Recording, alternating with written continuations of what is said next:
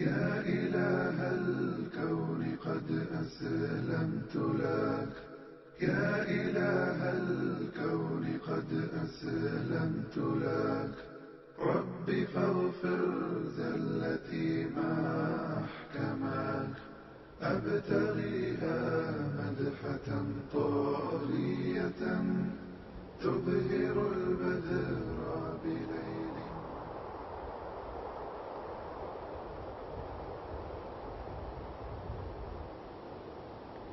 يريدون ليطفئوا نور الله بأفواههم والله متم نوره ولو كره الكافرون.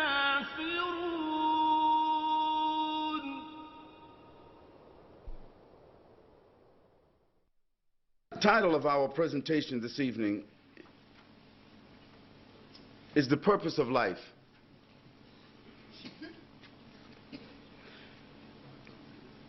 And in spite of the fact that I've sort of delivered this presentation in some 37 countries and perhaps maybe 146 cities around the world,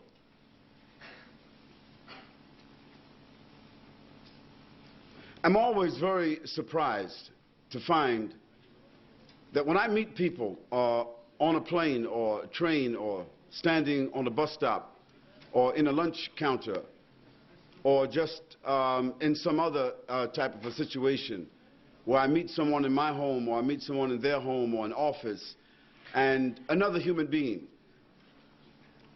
and we're talking about different things, in some way, I navigate myself to ask that person the question, what do you think about life? And the person says, well, what do you mean by that? I said, life. Well, what do you think about it? What do you think the meaning is? What do you think the purpose is? And you'll be surprised that intellectual people, educated people, religious people, opinionated people, arrogant people, rich people,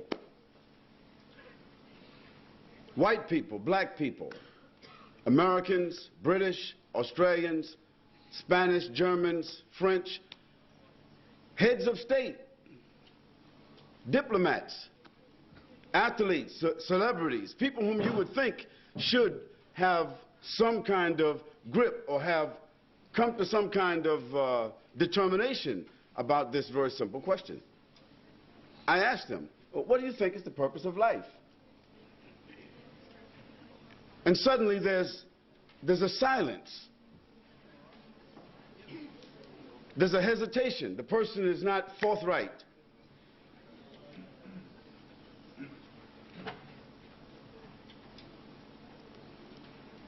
And I always remind myself, and I always remind the person that this is not a religious question.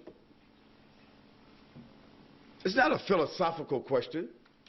It's not a dialectical question. It's not a tricky question. It's a very simple, straightforward question. And if you haven't answered it, if you haven't reconciled it within yourself, if your set of values, you haven't reconciled that question for yourself to be able to answer it straightforward, like you would if I asked you your name, then there's a problem. And you need to think about that problem. You need to work it out. Because every human being needs to answer that question, at least for themselves. And they need to answer it objectively, not just subjectively, as it applies to me, my opinion. What do you think is the purpose of life for all human beings? Because when human beings start to think about that question, it's an all-inclusive question. And you can't just ask that question for yourself, because there are others involved in life. And when you start to think about others, other places, other people, other situations, other ideas, when you start thinking about the world as it is, not the world as you think it is, you start to change a little bit yourself. You start to move outside of yourself. You start to take in a whole lot of other considerations. And I always say to people, if you haven't thought about this, you need to go home, cut off the TV, turn off the music, let the kids go and play, let your wife go and shop, or let your husband go someplace, and sit in your house or your room in silence for 5 minutes, 10 minutes, 20 minutes, and think about what is the purpose of life? Because when you start thinking about that question, you take the first steps, just like a child takes their first steps in life. You start taking the first steps to balancing and reconciling probably the most important question for the human being. Now, this is not a question that cannot be easily defined. It can be. If you turn to any one of the many dictionaries that would be available in an institution like this, or a public library, or available in your home or your office, the terminologies have been defined already. So it's not rocket scientists. It's not rocket science here. The word purpose generally means aim, objective, underlying reality, goal, determination, reason, and intent. Now that's very powerful. The word life, one of the most powerful words that explain life, that's unfathomable. You can't even really, when you say the word, you can't even think of really what it means. Existence. Now, how do we think about existence? Is it vertical? Is it horizontal? What's the depth to it? What's the diversity of it? How far is it? How many kinds of creatures does it involve? What kind of substances? Where? How? When? Who's behind it? How did it come about? Such a profound word, existence. The phenomena of the world, the term of a human being's existence before what we call death.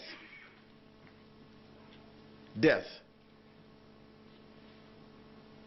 A word that none of us like to say unless it applies to someone or something else. We can manage to say someone has died.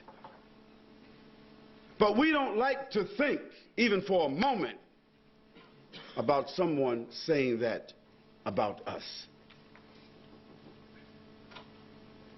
Because that inevitable event, death, that is what you and I are on a downhill incline facing every single day. And babies die. Young people die. Old people die. Pretty women die. Handsome men. Rich people. Everyone faces death and will die. No matter what your philosophy is, what your preoccupation is, what your orientation is, who you think you are, where you think you're headed, what's your background, what's your family, what's your class, title, and structure. It doesn't matter. We're all headed towards death. And life is a gift that's been given to you and me, and we have to work out the variables between here and there. So when we speak about the purpose of life, for individuals, it's really a simple issue, but we need to take a look at it. Now, for individuals and for governments, the purpose of life is a little bit different. It takes upon a different set of dynamics. And I want to discuss with you from a social-political point of view, because my background is sociology. And so it means I study behavior. I study the behavior of governments, civilizations, societies. I study the behavior of individuals. That study of behavior helps me to understand when something is here and you study the evolution of it, where it has come from, you get an understanding of where it is headed. And you start to see things to be almost the same. And when we talk about life, the life of a person, whether their life expectancy or their life anticipation, their life involvement, for all human beings, it's basically the same. Now, you might eat a little more fancy food than somebody that's living in Rwanda. You may live in a little more fancy house than someone that's living in Somalia or Afghanistan. You may have a little bit more choice of clothing when you open up your closet than someone that might be living in the Amazon. But when you're sick, sickness is the same, and your response to sickness is the same as those people that we just talked about. And when you have trauma in your life, tragedy in your life, you respond to it the same as those people. As a matter of fact, when people have been undergoing trauma on a daily basis, they deal with it better than what you and I will deal with it when it comes to us.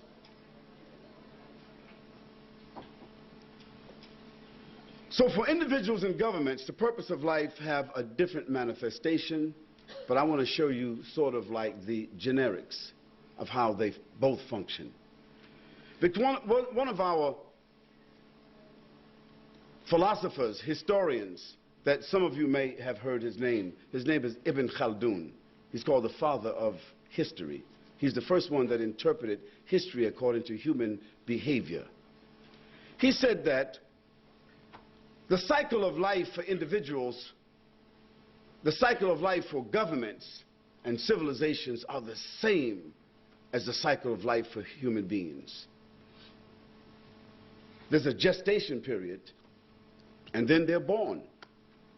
And after they're born, they begin to recognize, walk, speak.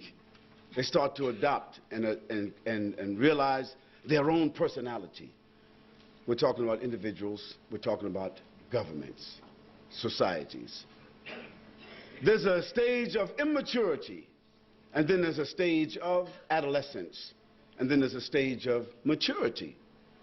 Then there's a stage in which most of their strengths, their faculties start coming into focus, and they reach an apex in their life. According to most philosophers, sociologists, psychologists, they say that this age is around 40, 45. For governments and societies, it's just about double that. Then they start to realizing and understanding the values and the dynamics of life a little bit more than they did when they were 30 and 20, because now they have reached the top of the hill and they start looking down. And as they start to decline into 50s and 60s, life starts to become more precious to them. And governments like Australia, like the United States of America, like the UK, and like some who are finished now, they start to realize also that they are not as powerful as they claim to have been. They start to see that they are unable to hold on to everything that they have taken. They start to see that the world does not revolve around them. They start to realize that they cannot exist without the collaboration and the cooperation of other individuals, of other governments, of other people. They start to realize this. And inevitably, individuals, like governments, soon become dependent upon others. They return back to a state where they were dependent before, and after being rich, independent, arrogant, powerful, selfish, self-centered, whatever, they start to becoming wise, giving, benevolent, understanding, compromising, mature, and looking at the anticipation of the inevitable, which is sickness and death. And one day, some of us in this room will remember that this has been said, that a great country like Australia, great country like America, where I'm from, great country like Great Britain, France, Germany, all these great countries, there's going to be a time, maybe not in our lifetime, when someone will speak about them with a historical, rhetorical mention, because they'll be over. And there'll be some other names here, like there are some other names here now. And we speak about others who were here, who thought they were powerful and would be here forever, rhetorical and historical. So we want to talk about the purpose of life as it applies to individuals and governments, because that allows us to understand the topic. I ask you to bear with me, because this is one of my favorite discussions. Not because I feel I treat it well or understand it well, but because it allows me as a human being to better understand how to negotiate my own life, how to appreciate my own life, how to appreciate those who are around me, those who may be dependent upon me or those whom I'm dependent upon, those who I interact with on a daily basis. Now, individuals within the spectrum of life, they look for certain things, no matter who they are. One, the most precious commodity for all human beings throughout the world is something which is called freedom. Freedom. And we find that any society that is able to promote itself, able to market itself, and convince other human beings that within their borders, in their land, in their government, freedom and liberty could be realized more so than anywhere else. It's just like being in McDonald's. Somehow or another, if you've got a problem, you don't have money, you don't know where to pay your bills, you had an argument with your husband or you had an argument with your wife, you lost your job, somehow or another when you see those golden arches, like Pavlov's salivating dog, you just start salivating. You start feeling a bit of relief. Or it might be Burger King. You can have it your own way. And if you got your children with you, your children, they start acting differently all of a sudden. Pulling and wanting you to pull over, and can we stop for a moment? And elderly people, they get up early in the morning, 7 o'clock, can you imagine? And they have no one to talk to. Their sons and daughters are graduates, they're off somewhere else, chasing their dreams, and the grandchildren, of course, are not there, and they have nothing to do but look out the window and watch television. But if McDonald's is down the street, they get up 7 o'clock in the morning, they get dressed, and they walk down to McDonald's, and they buy a cup of coffee and a cinnamon bun or Egg McMuffin. And they sit there all morning watching children coming in and out and people smiling in colors, blue, yellow, red. Beautiful place, full of energy, and they sit there all day with just this cup of coffee and a cinnamon bun for a couple of hours, because McDonald's has sold to the world a dream, and they belong to the McDonald's family.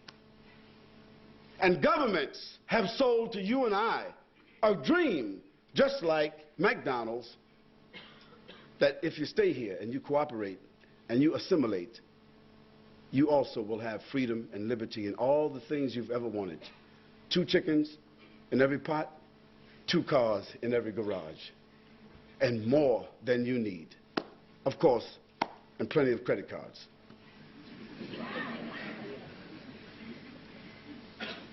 But what they don't say, what is the price of this expensive freedom and liberty? The price of it is that you have in your refrigerators, you have in your closets, and you have in your stomach, and you have in your houses the share of other people's starvation. That's the price you pay. But because you're watching those commercials, you're constantly diverted from the reality that you have more than your share. But freedom and liberty is what everybody wants. At the end of the day, nobody really wants to fight. Nobody really wants war. Nobody wants trauma. Nobody wants tragedy. Not even the so-called terrorists. They don't really want war or terror. They are using something that we would think to be irrational, frustrated, anger, reprisals, to get, it's like reaching this way to scratch my ear.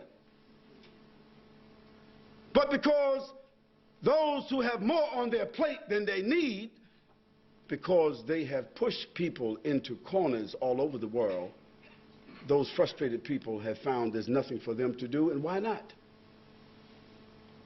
Now, I don't justify, and you don't justify, those kinds of actions, because those actions are acts of frustration, and in some cases, madness. Nevertheless, my president says we are the distributors of freedom and democracy all over the world. We market freedom and democracy all over the world. And whoever has a problem, we're going to solve it our way. And there's only one menu, and that menu is stars and stripes.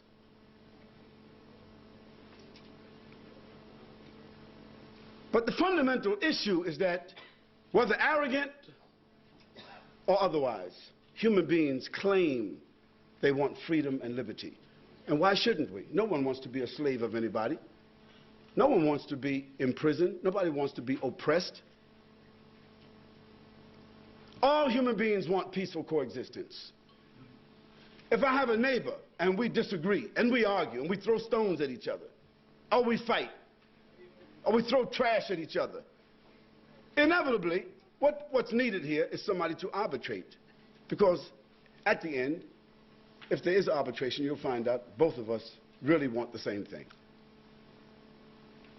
But someone has to arbitrate to let both of us hear the other. Because every human being, whomsoever they are, they really want peaceful coexistence. Because how can you enjoy your life if you've got somebody next door to you throwing rocks, cursing, shooting, threatening? So inevitably, we all need to find ways to have peaceful coexistence. All human beings want self-realization.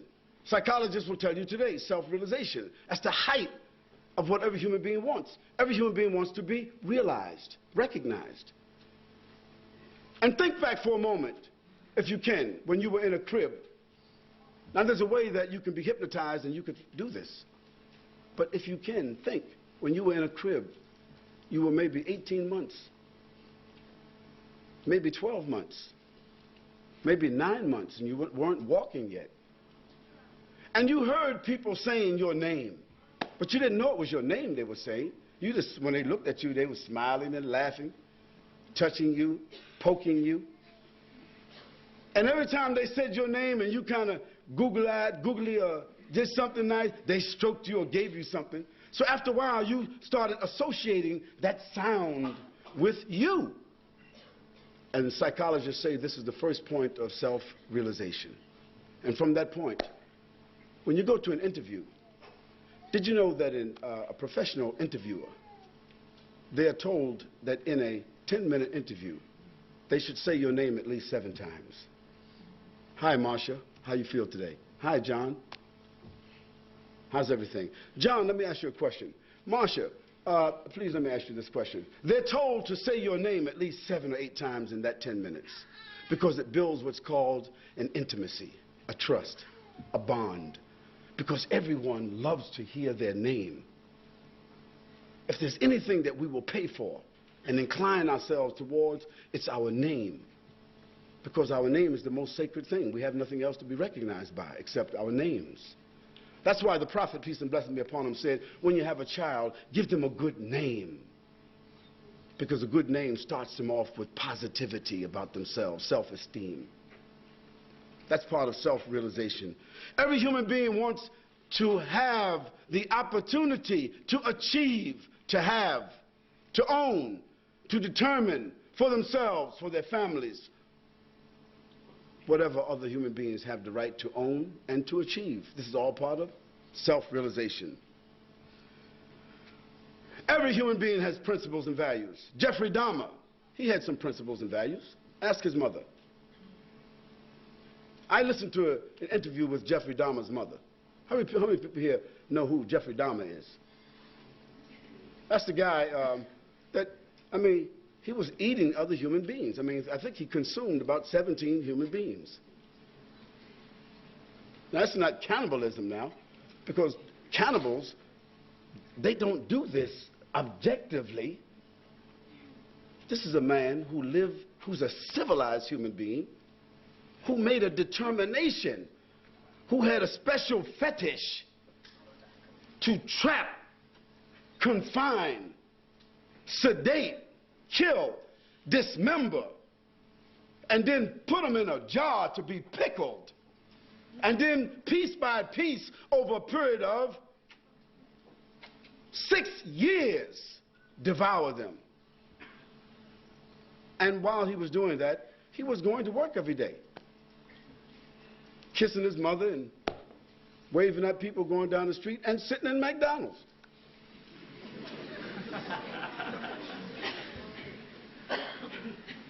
But his mother spoke about him as if she couldn't imagine that her little baby boy did something like that. Because that's the nature of a mother, to forgive and not to believe that a human being could fall to that depth of disparity and insensitivity for other human beings. But he did. But even Jeffrey Dahmer had principles, and everyone here has principles. Now, you might call it religion, you might call it philosophy, you might call it belief, you might call it convictions. But you do have some principles. And one by one, if we sat down and talked about it, you'll find that every human being has a bottom line for what they believe to be right, wrong, sacred, the limit. That's it. And that's where all human beings need to sit down and talk and find out, where are our limits and where do we meet? All human beings have understanding about conformance and discipline. You may say to yourself, I do what I feel like doing. I do what I want to do, whenever I want to, however I want to. I'm free, I'm independent. I'm Australian, I'm American, I'm British. I don't have to listen to anybody. But you do. When you drove here tonight, I don't care what your philosophy is, what your religion is, what your orientation is, when you drove here tonight, you conformed to the traffic outside. You stopped at red lights, I think you did. You didn't drive on the freeway at any way you wanted to. When you came inside this building, you did reasonably queue up to come inside. So we are all conforming to things consciously, and we are also conforming to things subconsciously. Because some of you who have bladder problems, you're going to conform to human nature before this lecture is over. Every one of us is unconsciously conforming to human nature. Things that you don't even think about. Blinking, thinking, your heart beating, your liver functioning, your kidneys functioning, your lungs inhaling, exhaling, the salivation going on, process, swallowing, synapse taking place inside the brain, of which there's 26 million synapses per second that take place in the brain that creates what is called thought processes. Now, this happens without your even thinking about it. Things you cannot even control, but you are conforming. You follow disciplines. If you went to school, you're following disciplines. If you grew up in a house where there were some rules and some kind of order, you follow disciplines. You belong to a society, you pay taxes. There's discipline. If you belong to a religion and you have certain rituals, there are disciplines. When you go inside of a bank and you swipe your card or you step up, there's a discipline. So in everything we do as human beings, there is a discipline. And then there are things that complement us that we insist upon.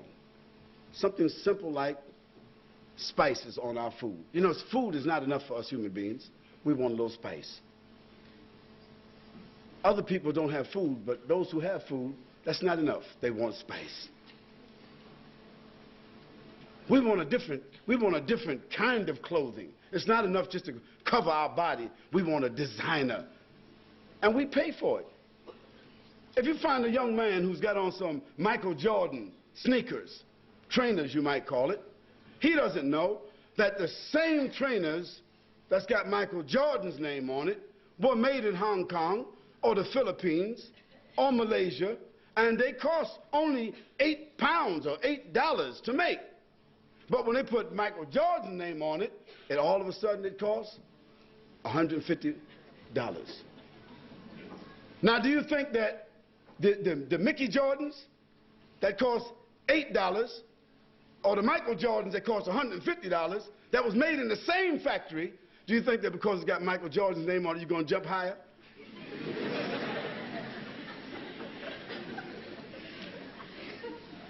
But this is how human beings are. We think to ourselves that the compliment that comes with life, that it increases the benefit. It doesn't. Water is water if it's dirty water or fresh water. You can't live without it. And food is food. And you will eat food out of a trash can if you're hungry enough. And it'll taste just like gourmet food. So here we are, human beings, seeking our freedom, liberty, peaceful coexistence, self-realization, principles and values, conformance and disciplines, things which complement. And I think we're sort of in agreement here. You might say, where's this guy leading us? Where's he leading us? Well, just hold on for a minute. If you came this far, you're already halfway out in the middle of the river. You might as well keep swimming. It's the same distance going back or forwards.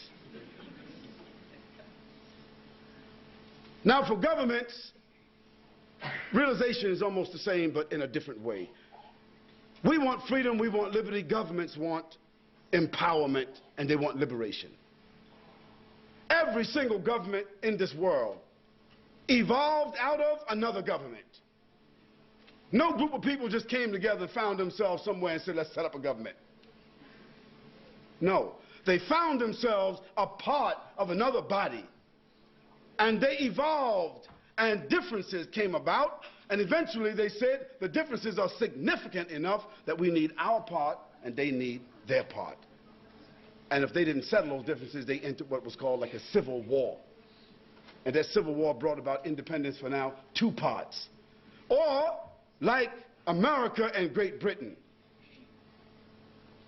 The daughter left the mother and landed somewhere else where they thought it was India, so they still call the people today Indians. You know, Christopher Columbus and those guys, when they got there, they found out that was not India. But the arrogance, they still call those people there Indians today. And they said they discovered America. And that's like my walking past your house and just walk inside and sit down.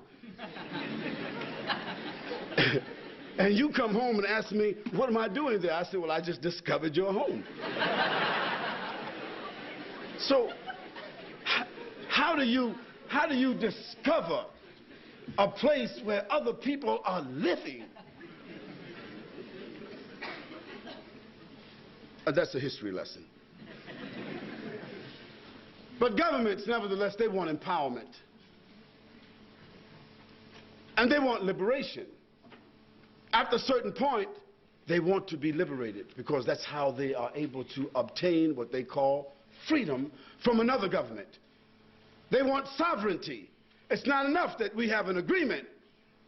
No, Once the daughter left from the mother, they said, hold up now. The king or the queen keep on asking for taxes, and they're not even here. They're not even giving us anything for these taxes. No, no. No taxation without representation. So they said, that's it. 1776, it was history. America became an independent country, and British had to accept it. And then we could name 15 countries and how they have evolved the same way. Governments, no matter how powerful they are, even my president, he talks like he's on his ranch.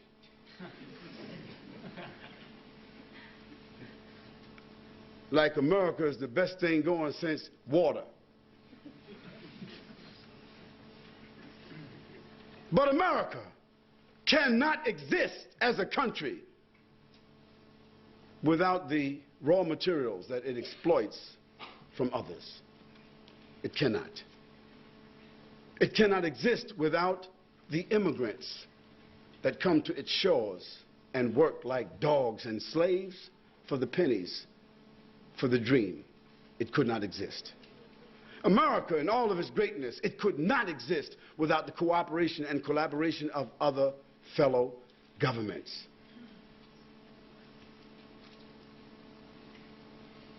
And all countries, no matter who they are, they seek independence.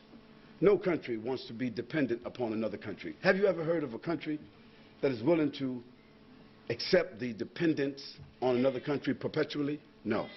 Everyone wants inevitably to become independent and sovereign. Every country has its own constitution and laws. Just like you conform, countries conform. Because without constitutions and laws, what would it be? There would be anarchy. There has to be law. We have to respect law.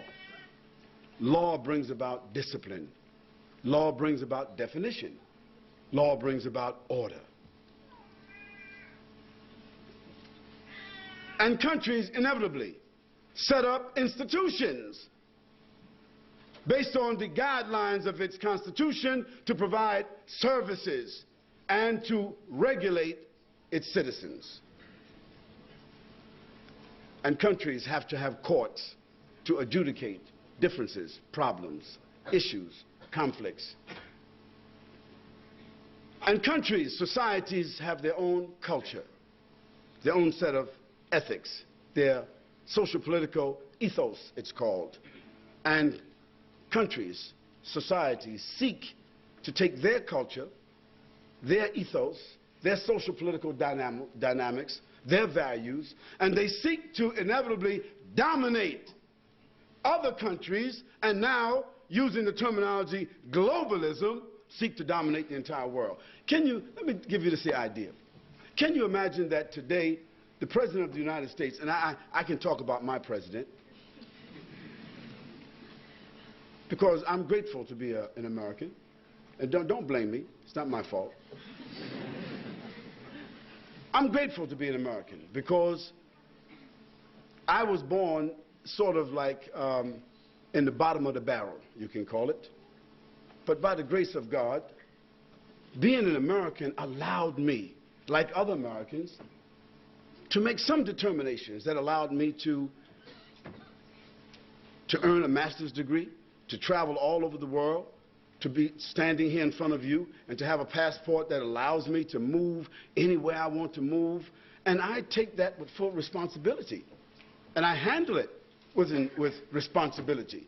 And I do have a right that if I think that my country is wrong, if I think that my president is wrong, if I think that the policies are wrong, I have the right and the responsibility as an American to say it's wrong. Well, if I had a different citizenship and a different president, I may not be able to say anything at all. So I'm grateful that God has given me this ability to speak my mind, and I do so with full responsibility. Now, when a country, a society, gets to the point where they believe that they have a right to dominate the world in spite of other people's values, to dominate with their products, with their services, with their flag, with their culture, with their language, with their values, with their immorality. This is a sign that this country has become insensitive, has become blind, and it is headed towards decline. It is headed towards decline. And I believe, I'm not making any predictions because I can't, but I think that someone could have spoke to us in 1970 and said that in 15 years, the Soviet Union would be over. But in 1970, nobody said that. Nobody even predicted it. But in 1985, or thereabouts, what happened? The boogeyman, the Soviet Union, the boogeyman, suddenly is just gone. A different name, a different currency. They were the boogeyman, but now they're in bed with their adversaries, sleeping with their heads on different pillows, of course.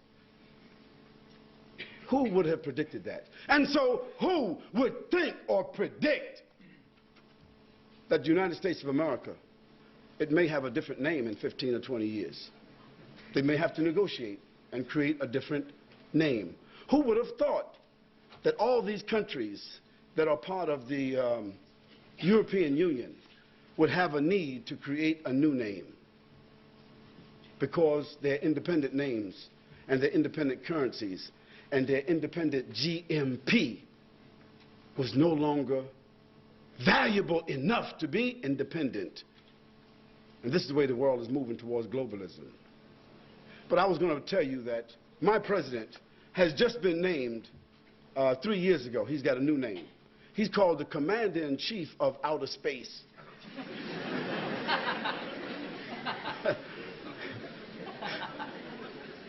Can you imagine that? They sent so many satellites out of space, and they found nobody's out there except them.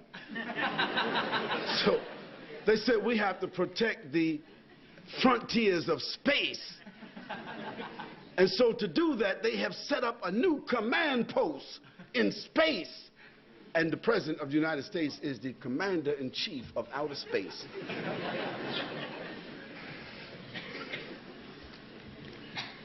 I wonder if he'll get a chance to examine the troops out there.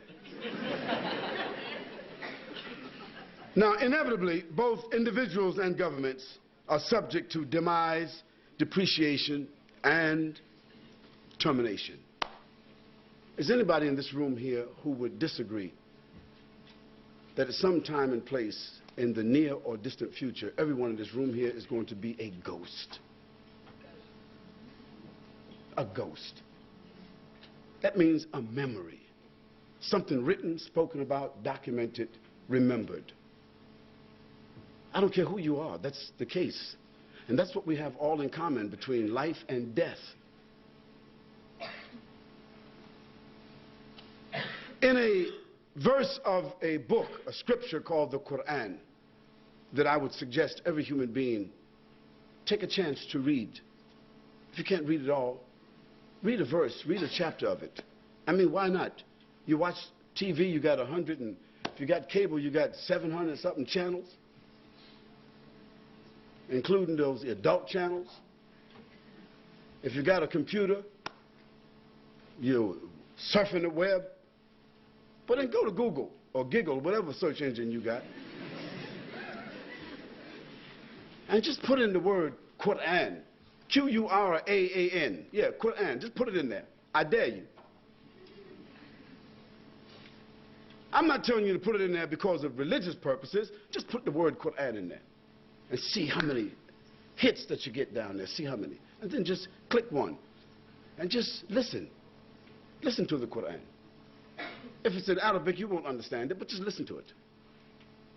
And then ask for a translation, and then read it.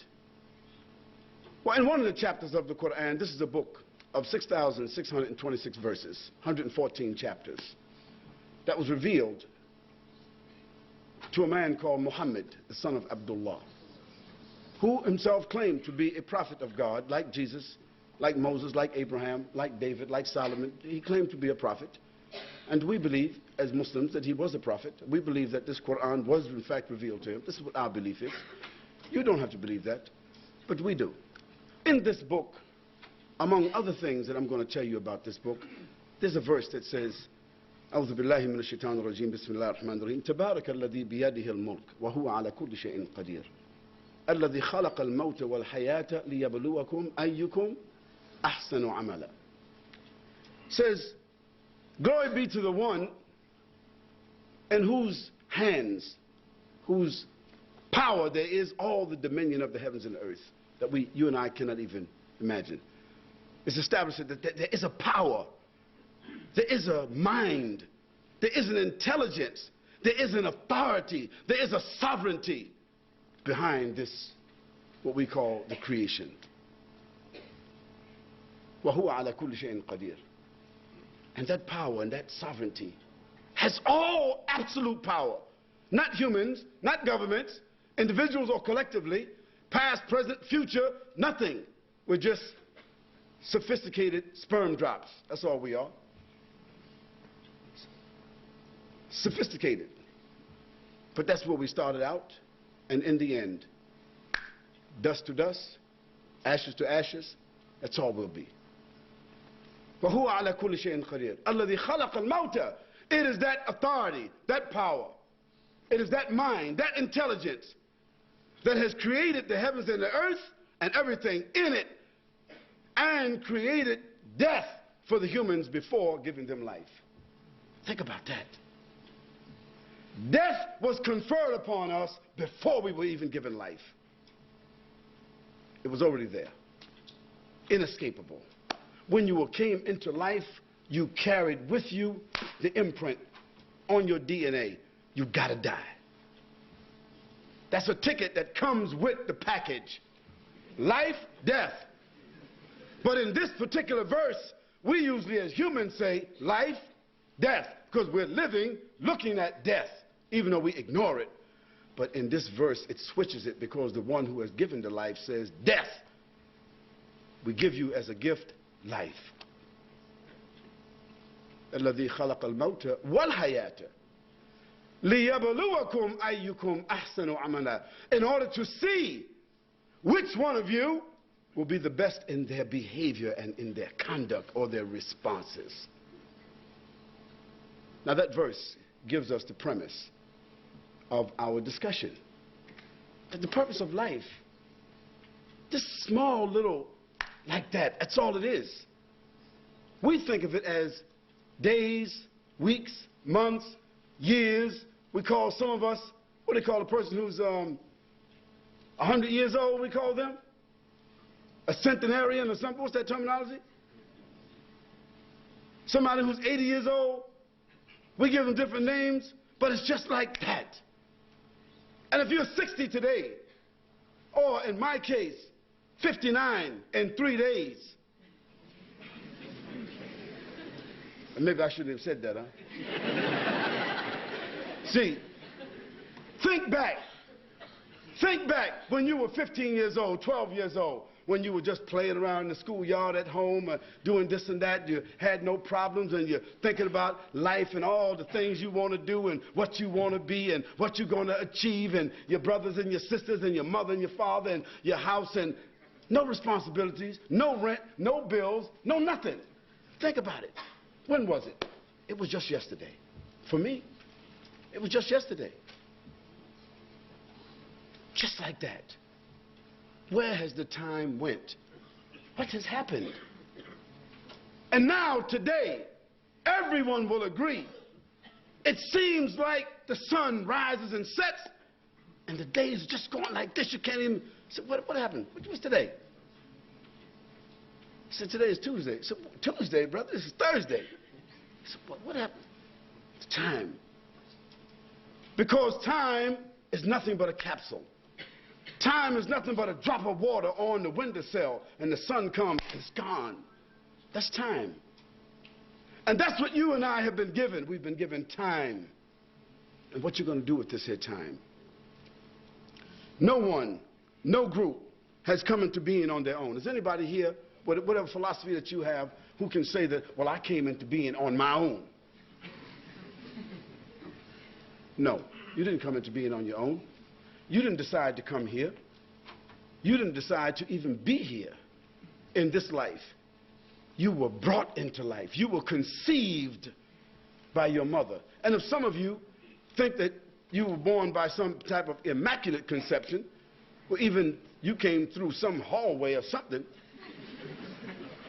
and even test tube babies, even those babies that are born when people are, those mommy families, you know what I'm talking about. The daddy families who are buying the sperm off the internet and, you know, to have their own nuclear family. Still, they come into life not by their own determination. Nor can they obtain or harness the resources which they require on their own. You can't obtain what you need by yourself. Every human being needs another human being. Psychologists will tell you and I that a human being could be given everything, and they have tried it, they have done it. They have taken a human being and asked them, what do you want? They said, I want a house. They give it to them. Say, I want a car. They give it to them. What else do you want? I want furniture. What else do you want? I want money. They give it to them. I want all the things. I want computers. I want stereo. I want wall-to-wall. I want Wi-Fi. I want everything. They give it to them. But then put them in that house and leave them by themselves and say, you can have all of this, but you have to be by yourself. And the person says, I don't care. I'll be by myself. Well, they found out that after 10 or 12 days, the person starts getting lonely. They won't make a phone call. But the agreement is that no contact. So they say, okay.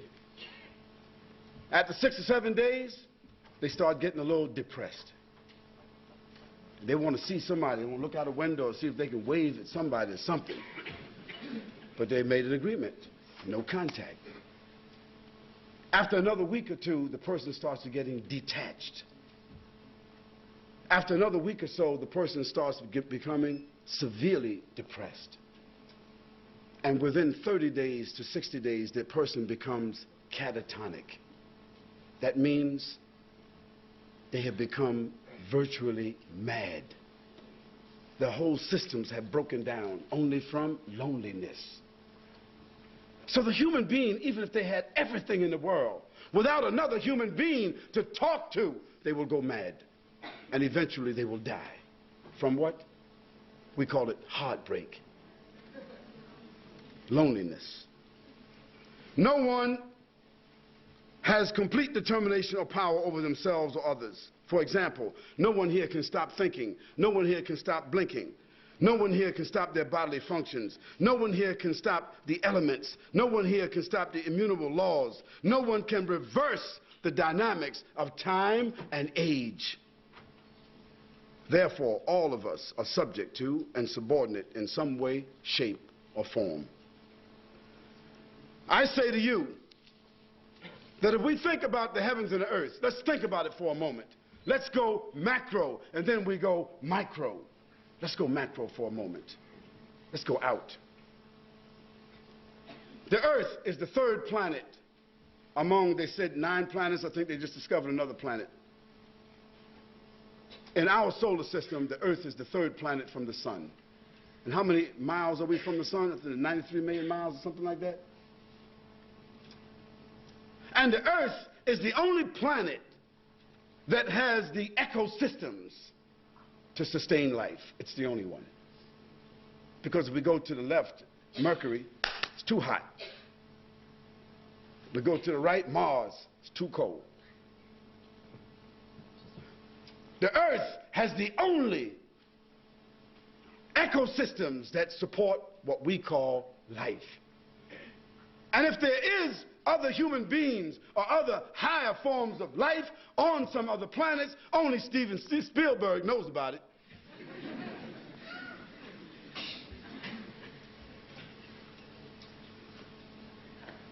Or that station that comes on, what's that program that comes on with that, about the aliens? Just in case you don't know it, this is all fiction.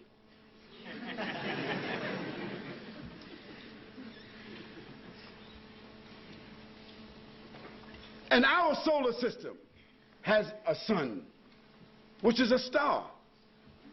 And our solar system is dependent upon the energy of that star. It's called the sun. Yet our sun, with all of its brightness and power, it is one of the smaller stars in the Milky Way. Did you know that? One of the smallest. One of the smallest stars in the Milky Way. And the Milky Way itself has 56 billion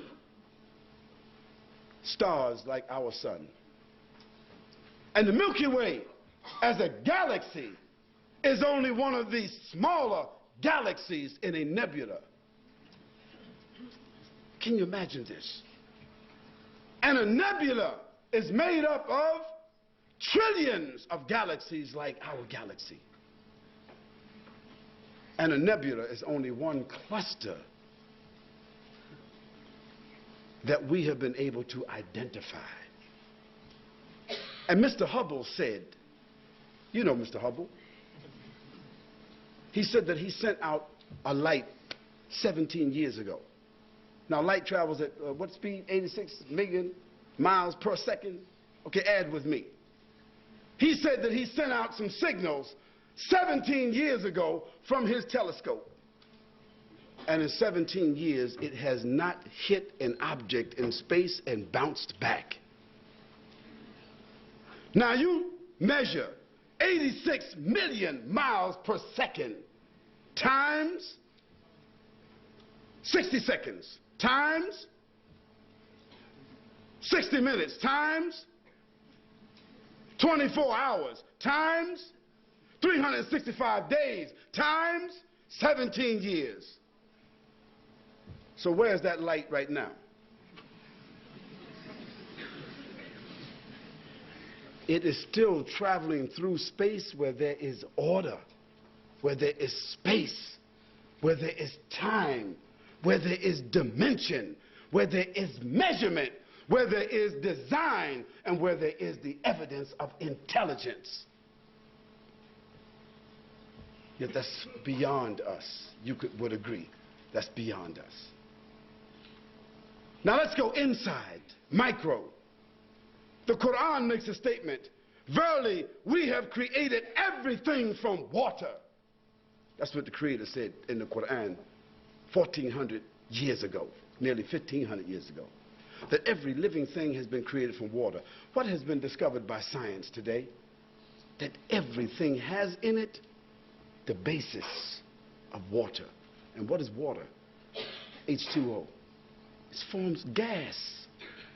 The universe is a form of gas.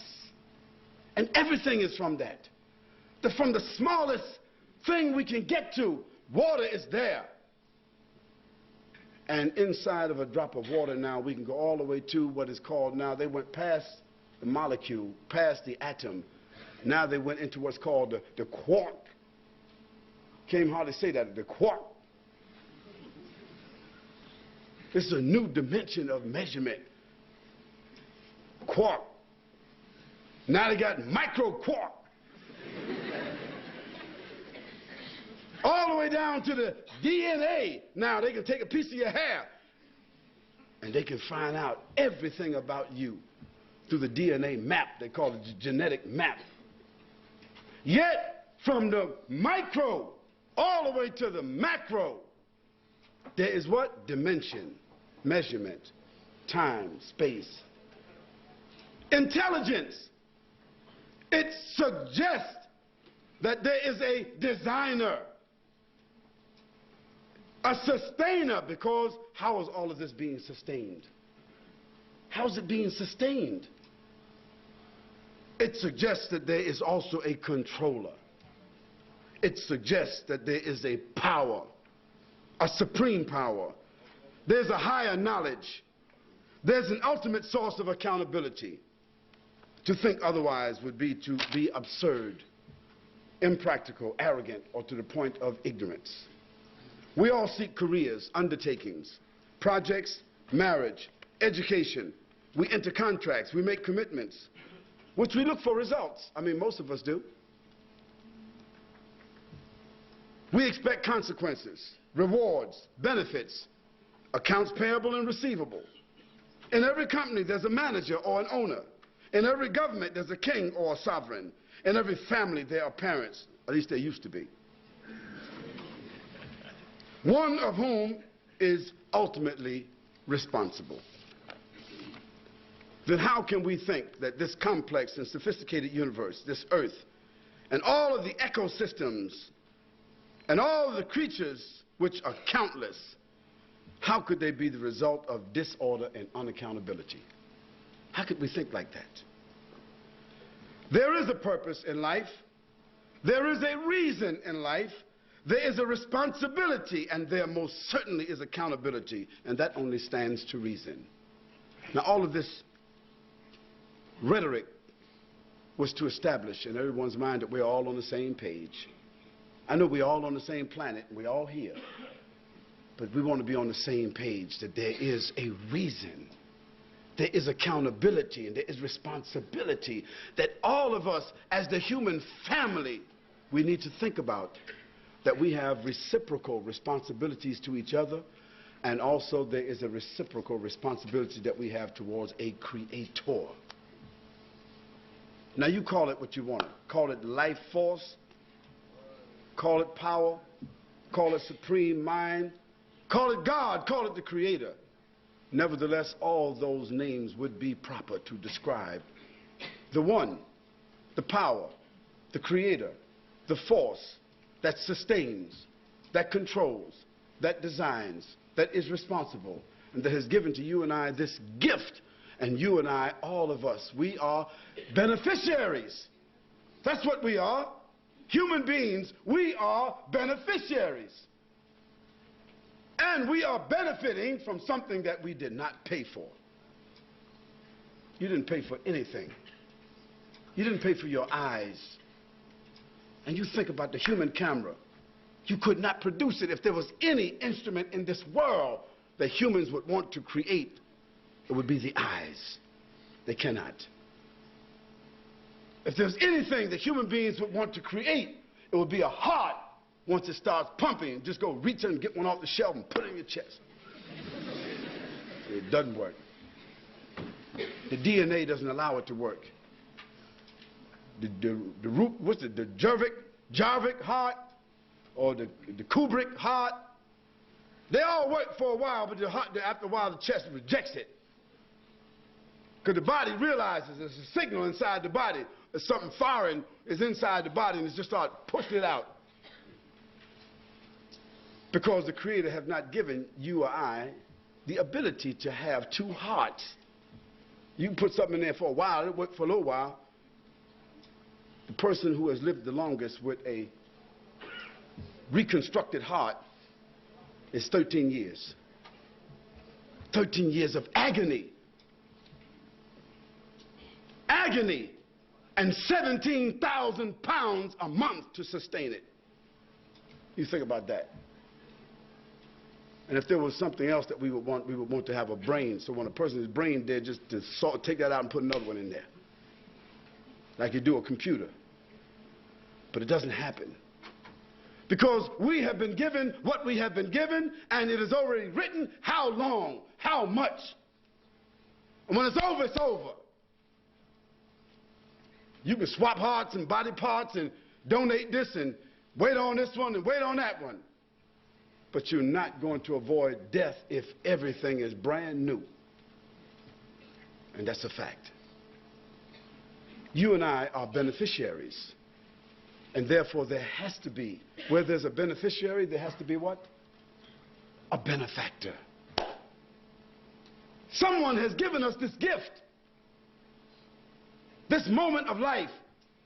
This opportunity to have, to see, to benefit, to feel, to speak, to interact, to stand, to think, to have, to own, to teach, to learn, to have posterity, to leave a legacy. Who has given us this gift? Don't tell me your mother and father gave it to you. Who gave it to them? No, a benefactor, a supreme benefactor.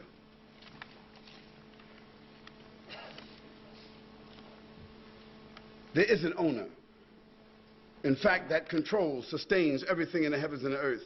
That owner has given to you and me more position than we have been given by anyone else. That owner has given us life, with all of its tremendous benefits, of which is worth more than £1 billion. If I said to you, I have a company and we're just buying hearts. We're buying hearts, we're collecting hearts. And we're paying $1 million a heart. And we just like to know how many people here would like to just leave their heart to us right now. We can do the operation tomorrow, and your family will be the beneficiaries, and we give them £1 million. How many people here would like to volunteer for this company? We got the money. It's in the bank. We're buying hearts. No takers. If I said to you that there's a house that every one of you can have, no mortgage, 4 bedrooms, that's what you need? Good, no problem. Nice neighborhood, no problem. Fully furnished, no problem. Fully paid for, no problem. One condition. You move into the house, and 5 times a day we want you to make a phone call. And the phone is already in the house.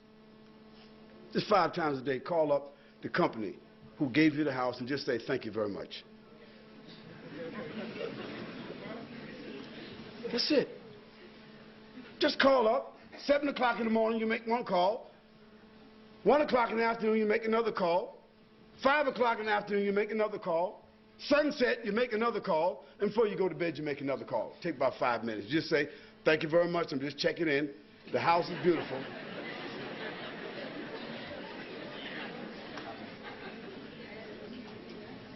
And there's no rent.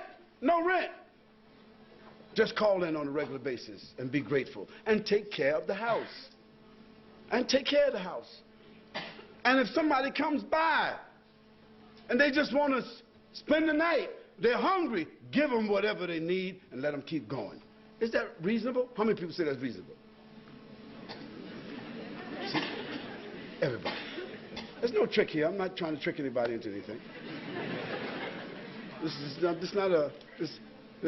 not a game show. I'm not going to say, come on down.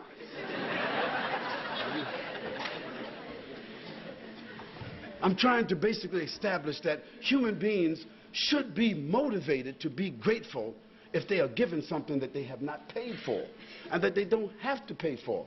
Well, that house I'm speaking about is not a building. That house is you. That's you and me. Because the personality that's talking to you is inside of a body. That personality is housed. The you inside of that body, that's the real you. Because when you die, the body has died, but the personality has been wrapped up and is responsible. Before you came inside of that body, it had a value. It had an essence. And your DNA was written on it already. And that's why there are no 2 human beings that are exactly alike. Not quintuplets, not sextuplets, not anyone. Even when they clone them, they're not the same. And what I'm saying to you and myself is that we have to be grateful for the life that we have been given, because we are beneficiaries. You have been given this life without having to pay for it. Don't you think that it is reasonable to ask for the same conditions? If the creator of the heavens and earth, the benefactor that has given us all of this, the water, the air, our eyes, our thinking, our ability, the kidneys, our hearts, our ability to think, has given us our families, have given us the ability to express ourselves, given us our money, jobs, food, sustenance, clothing, dignity, freedom, honor, integrity, a chance at life, the gift, has given this to us, don't you think that it is reasonable for that creator, that benefactor, to say to you and I that we should recognize, we should conform, and that we should pay tribute? I said three things. I said, first, recognize. Is that correct? How many people think it is reasonable that we should recognize this benefactor? How many people think that if that benefactor has laid out for us certain principles of decency, dignity, honor, justice, fairness, equity between other human beings, that we should also conform to that? How many people would agree to that? And then how many people would also agree that if you've been given all of this and the only tribute that you're asked for is just to recognize and to give thanks or praise or worship at certain given times and places? Now the creator, the benefactor, doesn't need air, doesn't need water, doesn't need money, doesn't need anything from you at all, has just given that condition. Pay tribute, praise, thanks, be decent, share, be peaceful, be dignified, be honorable, be equitable, obey the law, be a good citizen, be a good person, be clement, be sensitive, be charitable. Whether you say the 10 commandments or the 50 commandments, do you think that this form of tribute is reasonable?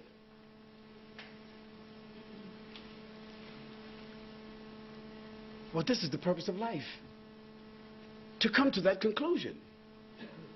If we all as human beings came at least to that conclusion, this is not necessarily a religious conclusion. For me it is. It might not be for you. It might be a philosophical one. It might be a practical one, a logical one, a rational one, a scientific one, a dialectical one. But it's all the same if we all agree. If we all agree as human beings, if we reach the same point, we can call it what we want. That is the purpose of life. And if we all recognize that when we leave this room, we will become a better human being. Because we will see our neighbors differently. We will see the people that we employ differently. If you're a teacher, you'll see your students differently. You're a parent, you're going to see your children differently. If you're a child, you will see your parents, your family members differently. If you're white, you will see black people differently. And if you're black or brown, you will see white or yellow people differently. And if you're a man, you start to see women differently. And if you're a woman, you see men differently. And if you're not married, you start to see marriage as an institution differently. Why? Because you start examining things from a point of its purpose, its intent, its benefit. And we're all people of self-interest, and there's nothing wrong with that. We shouldn't feel bad about using others or being used as long as no one is being abused, isn't it?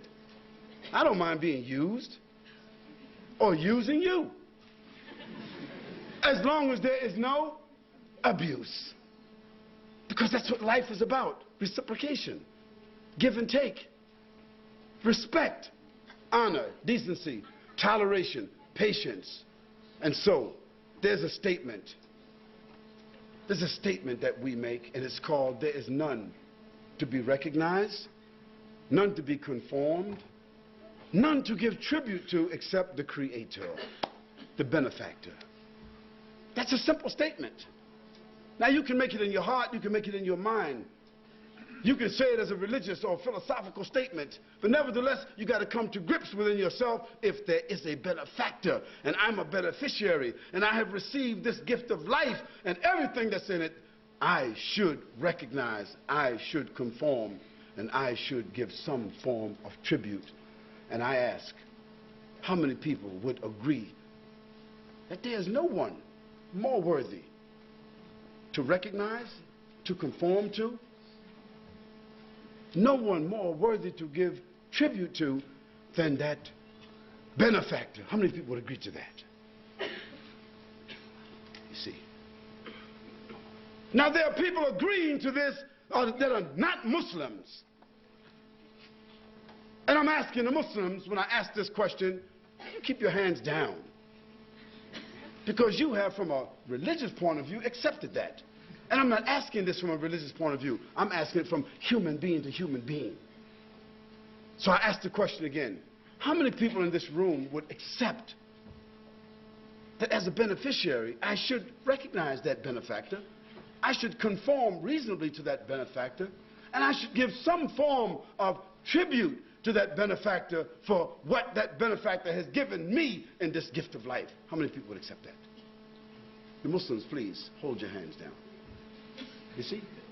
1, 2, 3, 4, 5, 6, 7, 8, 9, 10, 11, 12, 13, 14, 15, 16, 17, 18, 19, 20, 21, 22, and 23.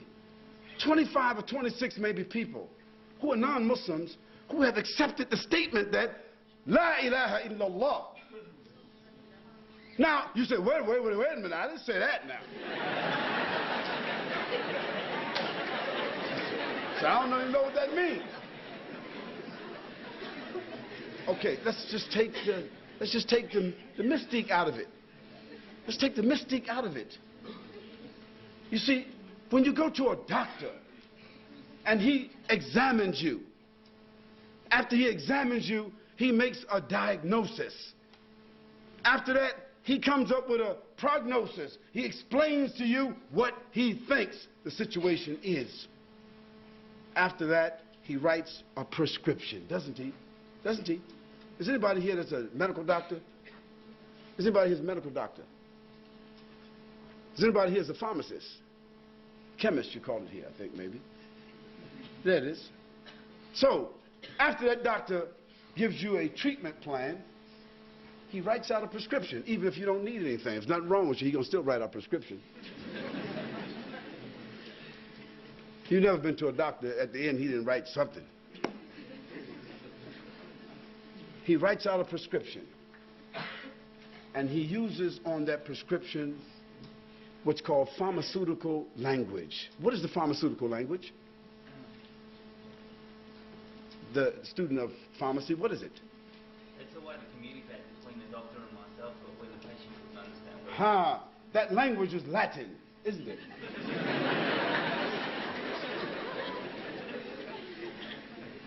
See? The chosen language of pharmacology is Latin. And as he very aptly put it, it's a way that the doctor communicates with the pharmacist in which the patient would not know because it is a special relationship. He writes out a prescription. That pharmacist reads it, interprets it, and then gives it with a prescription drug or a generic one. Is that correct? Then he puts on the bottle, the pharmacist, the chemist.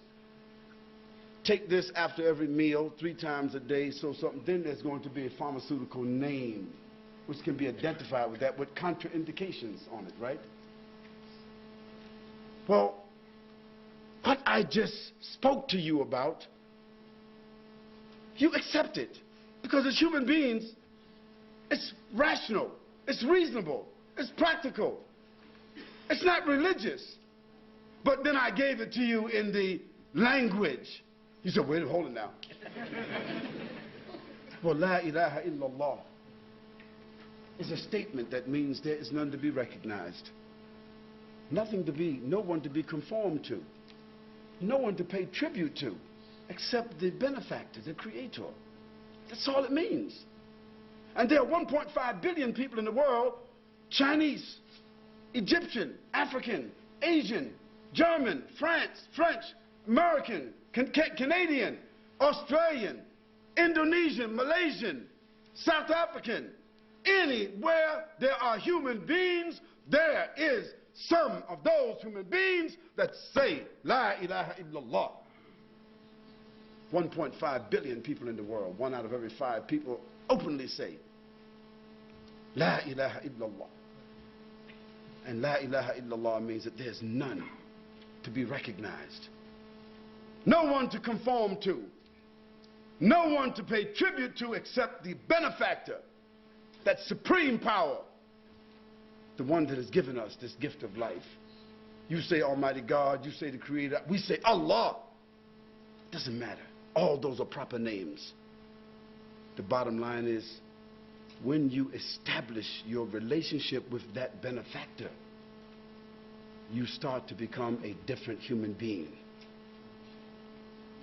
Because now there are some rules. There's a rule between you and that benefactor which you need to look into. There is a relationship there in case you don't know it. When a man gets married, this beautiful woman he always wanted to marry, or the lady, she gets married to this handsome man she always wanted to marry. Well, after they throw the rice and, you know, and eat the cake and split the cake and go off on their honeymoon or honey sun, or if it lasts for 3 days or 7 days or whatever it is, at a certain point, they start looking at each other. You know, the lady, like, what do they say? Where's the beef? You know that commercial. The woman, she want to know this guy is still sleeping in the bed every day. He ain't getting up. So what's going on? I mean, the honeymoon is over, sweetheart. I mean, it's like the promises that you made, you know, the bread and butter on the table, all these, you know, these things we talked about, you know, the house and the car and the kids and, you know, I mean, what's going on? Why? Because we have a right to expect that from this relationship there are some reciprocal responsibilities. And the Creator, the benefactor, has a right that between you and the Creator there are some reciprocal responsibilities. You have been given, we have been given, and we also should be fulfilling our end of it. And what can we do except recognize? And what can we do except conform? And what can we do except be grateful as human beings? That's all we can do. When you accept that, you start to develop a responsibility of performance, quality assurance, fulfillment between you and that Creator, you and that benefactor. It's like when you get a house, you start to polishing and cleaning that house and clipping the hedges and mowing the lawn and doing all kind of things that everybody do in a new house, right or wrong. You get that brand new car, all of a sudden you out washing it every day, vacuuming. But you got an old car, you don't be washing it at all. See, it's a human being. Because it should be reciprocation. Then there is also the issue of how does this feeling that you have, these principles that you have, how does it affect your relationship with other human beings? Because if you say to me that you got a relationship with God or a benefactor or a Creator, but it doesn't reflect your relationship with human beings, I say to you that you need to re-examine that relationship. Because it's the relationship that you got with the Creator, the relationship you got with a benefactor, the relationship you got with the bank doesn't allow you to get along with your neighbors. You need to look for a different neighborhood. You need to think about a different life. Because when you have a good relationship, a sound relationship, a fruitful relationship with your benefactor, with God, with the Creator, with yourself, it should reflect sound relationship and beneficial relationships with whom? Other human beings. When you find a human being that is insensitive, angry, insensitive, transgressing, cursing, having nothing good to say, we should feel bad about that person because they cannot feel very good about themselves. And they cannot have a fruitful relationship with or even recognize a Creator.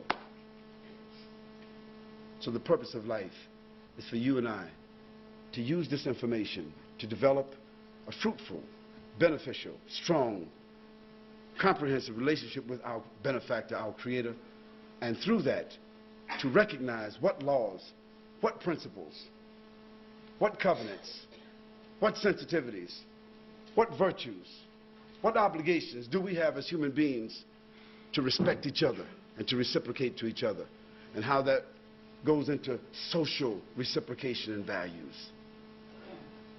Dear brothers and sisters and guests, such is the purpose of life. To recognize that there's a source and an ultimate power that has authored the entire creation, to show our gratitude to that creator and owner for the many resources which we have been provided, to conform to the rules of decency, morality, and what is known to have been legislated by that sovereign benefactor, to establish a clear relationship of accountability with that creator and that benefactor, to subsequently adopt a posture of worship, obedience, and tribute, to do all that is necessary to morally interact with all other human beings and creatures so as to develop harmony, peaceful coexistence, mutual benefit, and decency. And finally, to anticipate a final meeting and an assessment with that sovereign. Because one day, if you have been given something and you are the beneficiary, you know that one day that account is going to be audited. No one should ever think that they've been given something and minimally it's not going to be audited. What you've been given, your life, is a gift, but there is going to be an audit. There's going to be a day, a time, when all the accounts will be balanced out. And everyone here that is a business person knows what a balance sheet is. You know at the end of the year, you've got to balance things out with the government. You know you got to work things out with your wife or your husband. You got to work things out with your neighbor, with your fellow human beings. And inevitably, before you die, you want to work things out with God. Because if you don't, inevitably, even if you didn't even believe in the benefactor, if you're not keeping account, you know that the supreme intelligence of that benefactor has been keeping account.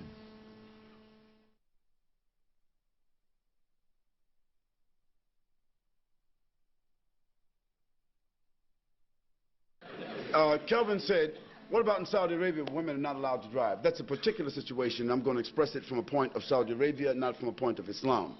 Okay? Just from Saudi Arabia point of view. The Mufti, meaning the head of the Supreme Court in Saudi Arabia, looked at a special problem. And the problem had to do with whether women, whether there was an ultimate benefit for them to drive or whether there was an ultimate liability for them to drive. This is how it was examined. Not whether they should drive or they could drive, whether they have a right to drive or have or whatever. It was looked at from this perspective. And they determined that this country is huge. In many cases, from one city to another is desert. Desert. Dark places. And sometimes a woman by herself driving would get a flat tire. Something would happen to the car with dysfunction or whatever. And she's out in the middle of nowhere with nobody to do what? A stranger comes along. Now, when that stranger comes along, it could be any kind of stranger. And now what happens? She is subject to being accosted, being raped, some harm.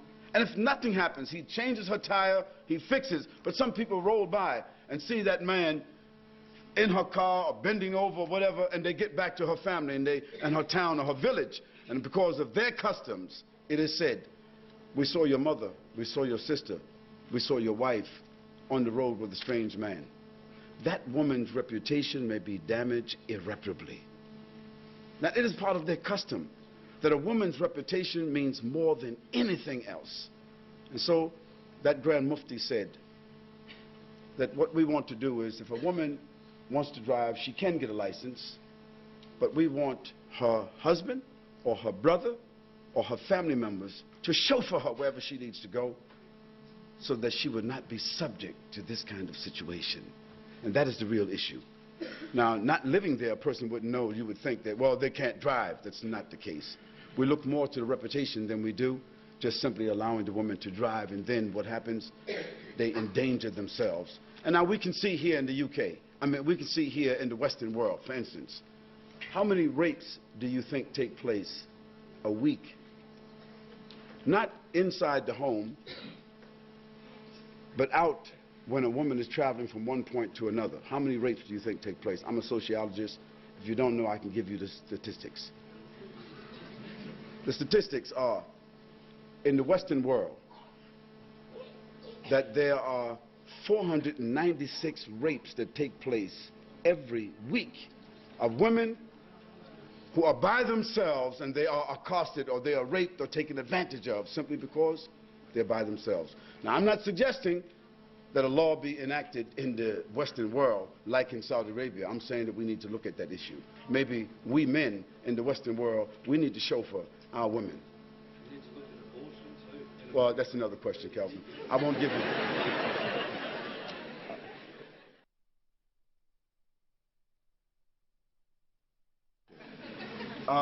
The first part of the question is why at those specific times? Well, we didn't determine that. God, He determines when the sun comes up, when the sun goes down. God determines when a child is born. Why not 11 months? You know what I mean? The gestation period. Why 9 months inside the womb? Why not 11 months? This is not our determination. Why 24 hours in a day? That's not our determination.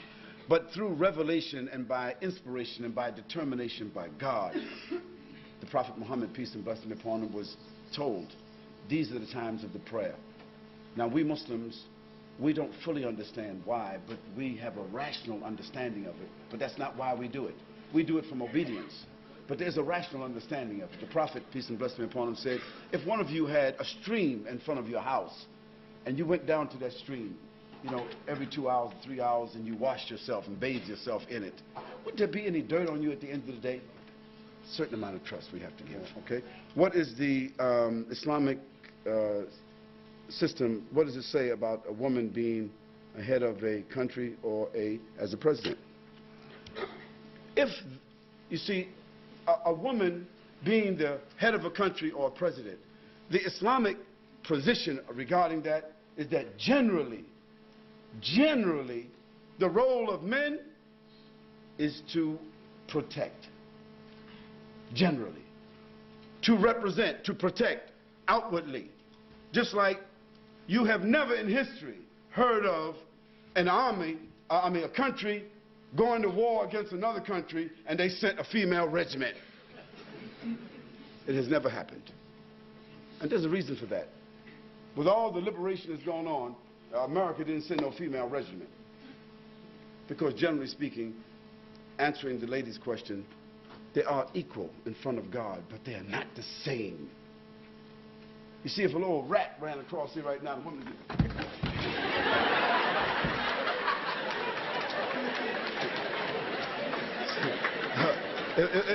if it was a man,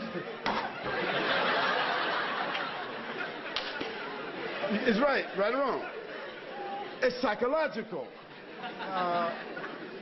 When a woman sees a rat or a mouse, she just a different response. A man, he wants to shoot it or kill it.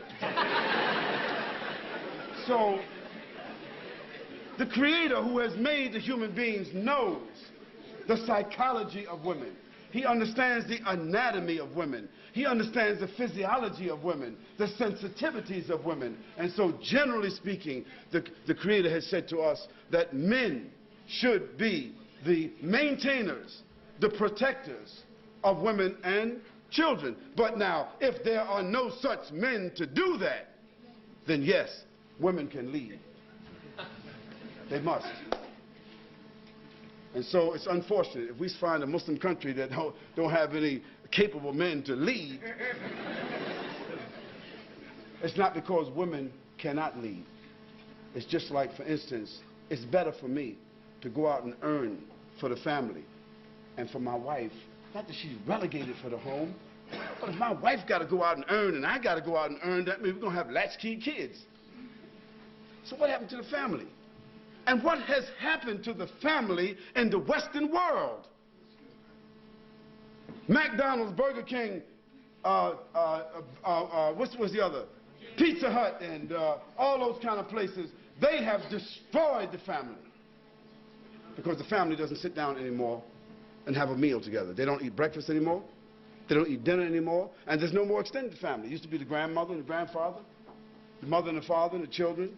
the grandchildren sitting all together, exchanging values, evaluating, what about the homework, what about this, what about that. Now, mom, she's out on her job. She's driving, and she got her boss and her career, and daddy, he over with his career, and children got their career, and grandmother and granddaddy, they in an old age home. So the whole idea in Islam is that someone has to protect the sanctity of the home and the family. Now, we don't think that's the issue of just putting on an apron and being somewhere just in the kitchen cooking. Someone has to educate the children, maintain the values of the family, keep the timing, take care of the home, make sure that everything that we're working for is taken care of. And the woman is able to do that. I'll tell you this here. I never really appreciated my mother until I became at least 40 years old. Then I understood my mother. And I never really understood birth and what a woman has to go to until I saw 4 of my children born through cesarean section. I was there. So I understood the issue of a mother to a certain extent. And so what Islam says is that the challenge of a woman, the responsibility of a woman, the realm of a woman is to educate the future leaders of the world. And all prophets had mothers. And so this is what we say. Women have their stations and men have their stations, but generally the station of men is outward and the station of women is inwards, although that could be changed. I'll take one more question, I think, because we are beyond our time. It says, is it true between each prayer, if you have done or said anything bad, you are forgiven from each prayer?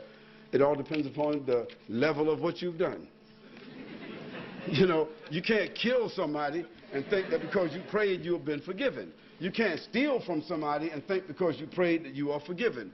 And debts are not forgiven by praying. If you owe me money before you pray, after you finish praying, you still owe money. But if we're talking about things that you have done between yourself and God, words that you shouldn't have said, things that your eyes looked at you shouldn't have been looking at, places you went, things you may have done that only God knows, or prayer helps to strengthen you to correct certain things. You see, arrogance sometimes keeps us from saying, I'm sorry.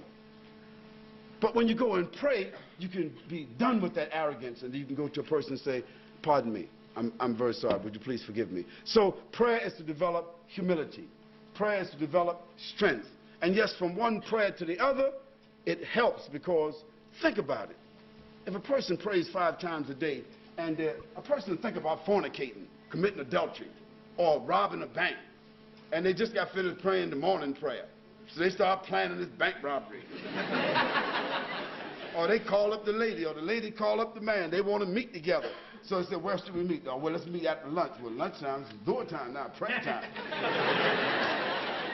So, but she said, well, before we go have this little meeting that we're going to have, let's pray door first. Pray that. So, okay, we prayed. So then we had a meeting together. So where are we going from here? Well, we should go to your house or my house. Well, we got to pray that afternoon prayer now. So we pray the afternoon prayer. So where we going? We'll meet at your house. So what we going to do? We take a little drink and we start getting smooching and whatever. So, oh, well, it's a sunset prayer. No, it's not going to happen. So the whole issue of the prayer, the Prophet, the Quran says, Inna salata tanha an fahsha wal munkar. Is this correct? Verily, the prayer is a preventive deterrent against human tendencies towards doing what's wrong. And so the whole idea of the prayer is that nobody is registering that prayer except God. And in your own conscience, because your conscience is the best policeman. When you build up your conscience, you build up the best deterrent for anything in the world. You will pay your debts. You'll honor your word. You'll speak well to your neighbors. You'll talk to your children correctly. You'll have better relationship with your wife. Why? Because in your mind you have developed morality. And the whole issue of prayer is morality and good behavior. The Prophet ﷺ said, verily I have been sent to perfect good manners and good behavior. So if a person prays all day and night, but you don't see no change in their morality, their prayers is not answered. It doesn't mean anything.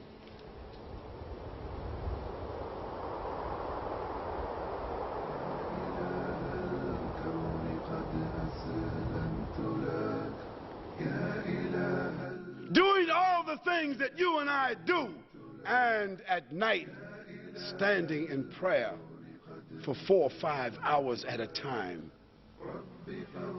and in the day fighting the battles, discharging the armies, giving the ahkam and the rulings, explaining the Quran, instructing the people in behavior.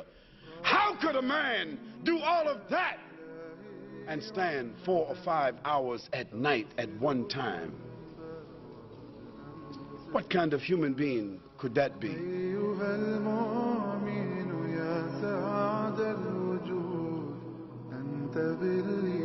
And let me tell you, after Christopher Columbus came back and claimed that land for King Ferdinand and Isabella, they sent more ships.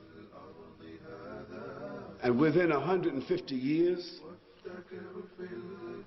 they destabilized, massacred, killed, liquidated, eliminated 89 million native Indians, as they called them, to take control of what they call the New World. So we got 56 and we got 89. You keep adding for me, please. How many? 487 million. That's 500 million people.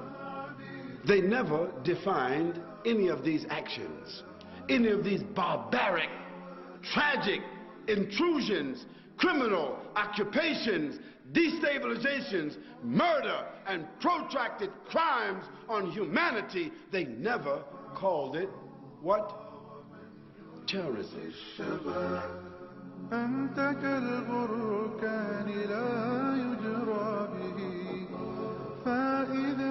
It's unbelievable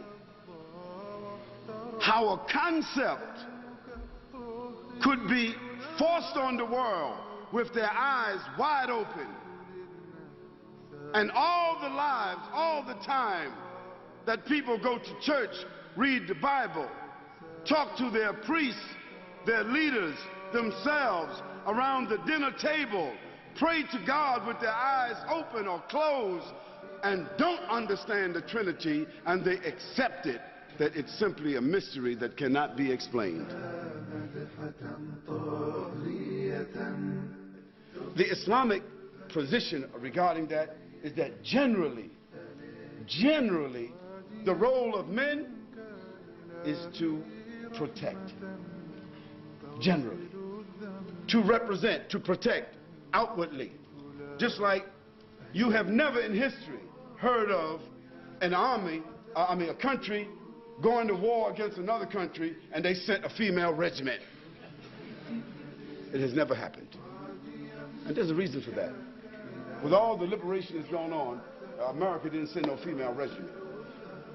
Because generally speaking, answering the lady's question, they are equal in front of God, but they are not the same.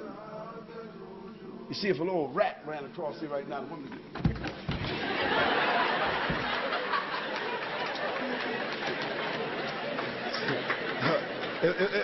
If it was a man, it's right or wrong. And they just got finished praying the morning prayer. So they start planning this bank robbery. Or they call up the lady, or the lady call up the man. They want to meet together.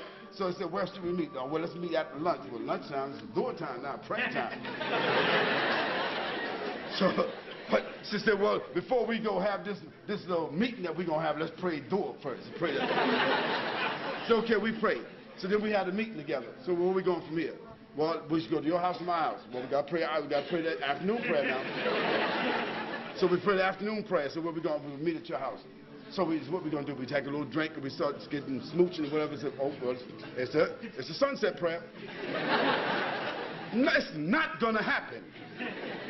So the whole issue of the prayer, the Prophet, the Quran says, Inna salata tanha an fahsha wal munkar. Is this correct? Verily the prayer is a preventive deterrent against human tendencies towards doing what's wrong. And one day she wake up and she puts on niqab, and she puts her full clothes on. No more lipstick, no more perfume. She doesn't talk to the men. She's not working anymore because she understands to keep her haya, to keep herself. She stays home and take care of her home, and her husband says, "What's happened to you?" She says, "Yesterday I read an ayah in the Quran. I read the hadith from the Prophet ﷺ, and it made me cry and to think about my religion, and I'm not doing that no more." And so he said, "Then I don't want you. You have become extreme." So she have now become stranger. Alhamdulillah. If he leave her, we ask Allah to give her another stranger.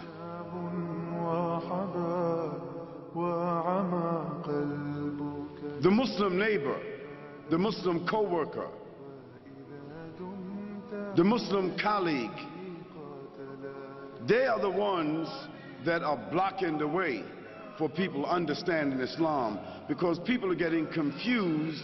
They are confusing Muslims with Islam.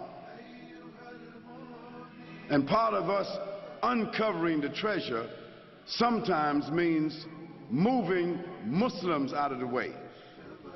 Now that the treasure is open and plain and clear and uncovered for anyone to see,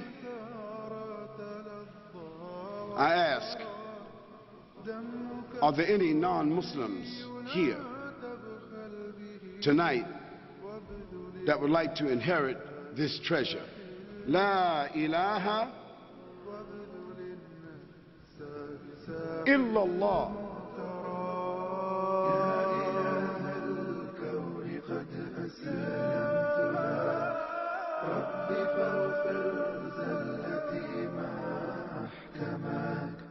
أبتغيها مدحة طاغية تبهر البدر بليل محتلق راجيا منك إلهي رحمة تغسل الذنب وقد أمسيت لك أيها